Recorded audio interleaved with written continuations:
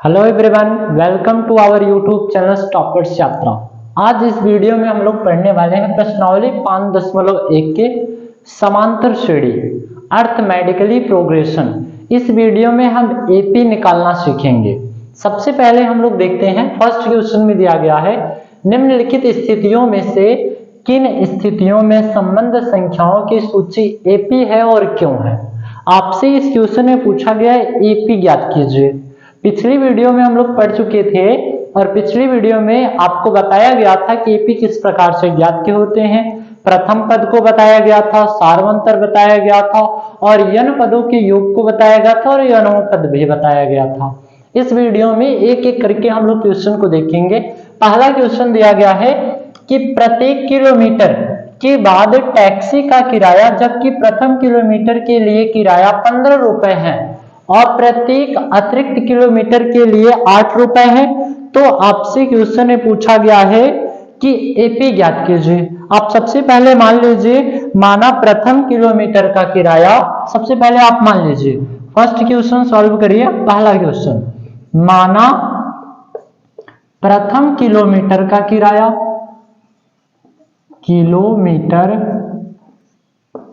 का किराया, प्रथम किलोमीटर के किराए कितने रुपए दिया गया है? 15 रुपए।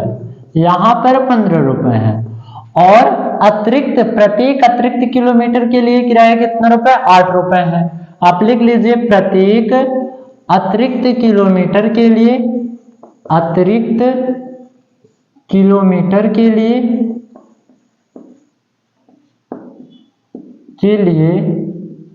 8 रुपए है।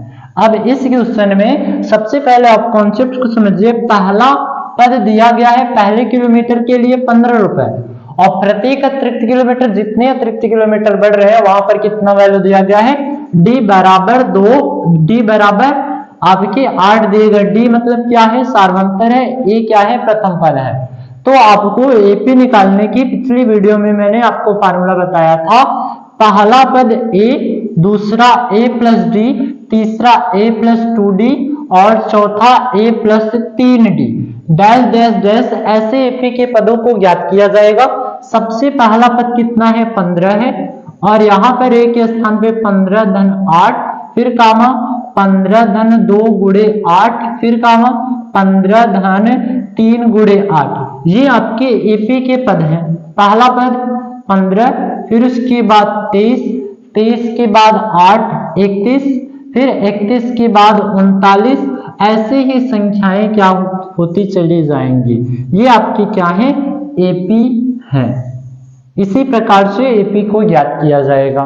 एपी में आप समझे, सबसे पहले मैंने बताया कि एपी ज्ञात करने के लिए formula a comma a plus d, a plus 2d, a plus 3d, dash dash dash, ऐसे ही जाएगा ए प्लस एन डी तक जाएगा। यहां पर मान रखे और एपी की वैल्यू आई 15, 23, 31 और 39। ये आपकी क्या है? एपी के पद हैं। फिर इसके बाद अब दूसरा क्वेश्चन दिया गया है, किसी बेलन में उपस्थित हवा की मात्रा, जबकि वायु निकालने वाला पंप प्रत्येक बार बेलन की हवा का 1/4 भाग बाहर निकाल देता है। तो आपसे क्वेश्चन में पूछा गया है कि एपी है कि नहीं है। सबसे पहले आप मान लीजिए, आपसे कहा गया कि किसी बेलन में उपस्थित हवा की मात्रा 1 है। मान लीजिए, माना बेलन में उपस्थित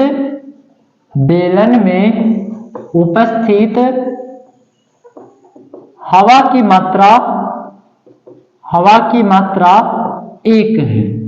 अब बेलन में उपस्थित हवा की मात्रा यदि 1 है तो आपसे कहा गया है कि प्रत्येक बार, जबकि वायु निकालने वाला पंप प्रत्येक बार बेलन की हवा का 1/4 भाग बाहर निकाल देता है, मतलब 1/4 भाग बाहर निकाल देता है। यदि हम मान लेते हैं T1 की वैल्यू 1 है तो जो हवा निकाला जा रहा है वो 1/4 भाग हवा बाहर निकाल दिया जा रहा है। यदि पहली बार पंप में हवा निकाला गया 1/4 भाग, तो 1 माइनस 1/4 चालू करेंगे, 4 1 4, 4 में से 1 घटाएंगे 3/4 क्या आएगा। अब ये आपकी क्या थी? 3/4 पहले आपके मान आ गए। फिर इसके बाद ऐसे ही T2 की वैल्यू ज्ञात करेंगे, 3/4 गुणे 1/4, 3 × 3, 4 चौके 16। इसी प्रकार से T3 की वैल्यू ज्ञात करेंगे तो आएगा 3/4 माइनस 3/16। अब इन्हीं को सॉल्व करेंगे, कितना आएगा, इन दोनों को सॉल्व किया जाएगा तो आएगी आपकी वैल्यू 9/16। अब यहाँ पर 9/16 वैल्यू आ गया तो हवा निकाला गया कितना, हवा निकाला गया 9/16 गुणे 1/4, 9 × 9, 16 चौका 64, ये आपकी वैल्यू प्राप्त हो गई।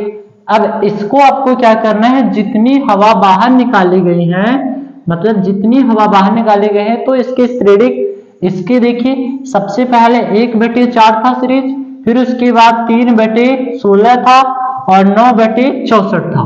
मतलब 1/4 एपी क्या होंगे, 1/4, 3/16 और 9/64, ऐसे डैश डैश संख्याएं तक जाएंगी। ये आपकी एपी नहीं है, मतलब दोनों पदों के अंतर समान नहीं है। यदि दोनों पद के अंतर समान नहीं है तो आप लिखोगे एपी नहीं है, मतलब अरिथमेटिकली प्रोग्रेशन नहीं है।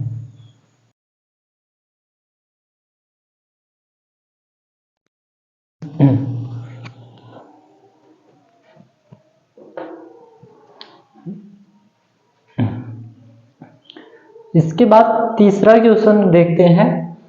तीसरा क्वेश्चन में दिया गया है, प्रत्येक किलोमीटर की खुदाई के बाद एक कुआं खोदने में आई लागत, जबकि प्रथम मीटर खुदाई की लागत 150 रुपए है और बाद में प्रत्येक खुदाई की, मतलब प्रत्येक मीटर खुदाई की लागत 50 रुपए बढ़ती जाती है।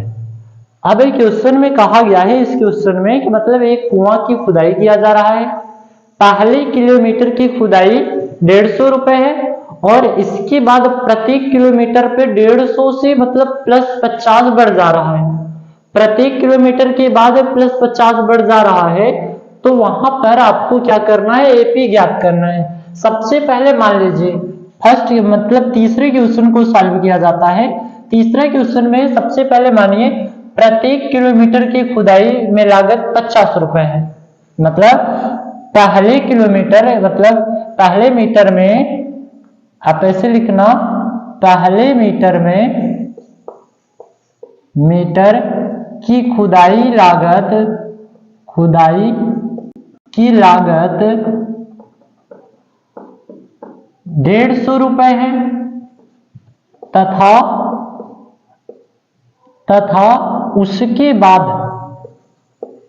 उसके बाद अतिरिक्त 50 रुपए लग रहे हैं। मतलब आपको कहीं न कहीं ज्ञात होगा कि ए बराबर 150 रुपए, ये मतलब प्रथम पद, और सार्वंतर दिया गया है 50 रुपए है। तो आपको क्या करना है क्वेश्चन में कि एपी ज्ञात करना है। एपी ज्ञात करने के लिए आपको फार्मूला बताया गया था, ए प्लस, पहला देखिए पहला पद ए रहेगा, दूसरा ए प्लस डी, तीसरा ए प्लस 2d, चौथा ए प्लस 3d और पांचवा ए प्लस 4d। ऐसे डैश डैश एपी के पद को ज्ञात किया जाएगा। पहले में 150 है, फिर उसके बाद 150 धन 50, फिर उसके बाद 150 धन 2 गुणे 50, फिर उसके बाद 150 धन 3 गुणे 50। ऐसे ही एपी के पद ज्ञात किए जाएंगे। पहला 150 आएगा, दूसरा 200, तीसरा 250 और चौथा 300, फिर उसके बाद पांचवा 350। ऐसे एपी के पद को ज्ञात किया जाएगा। ये आपके एपी निकालने के क्या थे, प्रोसेस थे। क्लियर हुआ कॉन्सेप्ट। इसके बाद आपके क्वेश्चन है कि खाते में प्रत्येक वर्ष, मतलब चौथा क्वेश्चन दिया गया है कि खाते में प्रत्येक वर्ष का मिश्र धन, जबकि 10,000 रुपए की राशि 8% है, वार्षिक की दर से चक्रवृद्धि ब्याज पर जमा की जाती है। मतलब क्वेश्चन में पहले मूलधन दिया गया है 10,000 है और 8% की वार्षिक चक्रवृद्धि ब्याज पर जमा की जाती है। अब सबसे पहले मान लीजिए मूलधन दिया गया है, चौथे क्वेश्चन को सॉल्व करेंगे हम लोग। चौथे क्वेश्चन में आपका दिया गया है कि मूलधन 10,000 रुपए है और जो दर है 8% है और वार्षिक दर से, मतलब प्रत्येक वर्ष में, पहले वर्ष के लिए दिया गया है कि पहले वर्ष के लिए एक वर्ष में, प्रत्येक वर्ष में चक्रवृद्धि ब्याज बढ़ जा रहे हैं। समय है 1 वर्ष है, समझते चलिए आप। अब इसके बाद ब्याज आपको ज्ञात करना है, तो एक फार्मूला होता है ब्याज बराबर मूलधन गुणे दर गुणे समय बटे 100। ध्यान दिए रहना। मूलधन पहला दिया गया है 10,000 गुणे 8 गुणे 1 बटे 100। इसको काट दीजिए, आएगा कितना? 800 आएगा। अगर यहां पर 800 पता चल गया, मतलब ब्याज कितने का? 10,000 पर एक वर्ष के लिए 800 रुपए लग रहे हैं, तो मिश्र धन ज्ञात करने के लिए एक फार्मूला जानते हैं हम लोग, मिश्र धन बराबर मूलधन गुणे ब्याज। तो कितना रुपए होगा? 10,800। मूलधन कितने हैं? 10,000 है और ब्याज कितने हैं? 800। तो पहले वर्ष का जो मिश्र धन था 10,800 था। समझ में?